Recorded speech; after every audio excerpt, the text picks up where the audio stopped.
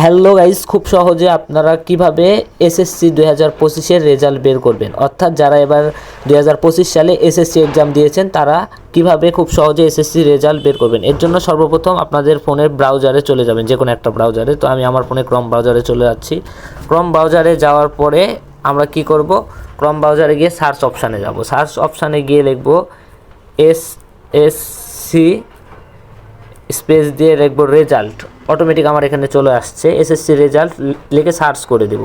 SSC result লিখে search করে দেওয়ার পরে দেখবেন এখানে দুইটা ওয়েবসাইট আসছে, একটা এডুকেশন বোর্ড রেজাল্ট আর একটা হচ্ছে view result check education board result of Bangladesh. অর্থাৎ দ্বিতীয় যে অপশানটি আছে, আমি সেই ওয়েবসাইটে ঢুকে যাব সরাসরি। একটু লোড নিচ্ছে। এই যে ওয়েবসাইটটিতে ঢোকার পরে এরকম একটা স্পেস আসবে। এখন আপনারা কি করবেন, সর্বপ্রথম আপনাদের এক্সাম নেম, এই যে এখানে দেখতে পাচ্ছেন এক্সাম নেমের উপর টিপ দিয়ে এসএসসি দাখিলি অ্যান্ড ভোকেশনাল এইটাতে দিয়ে দিবেন।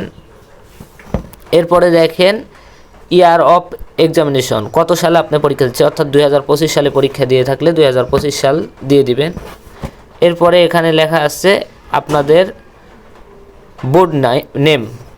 আমার বোর্ড যেহেতু রাজশাহী, আমি রাজশাহী বোর্ড দিয়ে দেখাচ্ছি আপনাদেরকে। আপনাদের যে বোর্ড আপনারা সেই বোর্ড দিয়ে দিবেন। এরপরে দেখেন সিলেক্ট টাইপ অফ রেজাল্ট, এখানে যাবেন। যাওয়ার পরে আপনি কি করবেন, সরাসরি 1 নম্বর দিয়ে দিবেন, যেহেতু আপনার নিজস্ব রেজাল্ট বের করবেন, অন্য কারো রেজাল্ট বের করবেন না, এই জন্য ইন্ডিভিজুয়াল এইটা যেটা আছে এটা দিয়ে দিবেন। এরপরে দেখেন এখানে অপশান চলে আসছে আপনার রোল।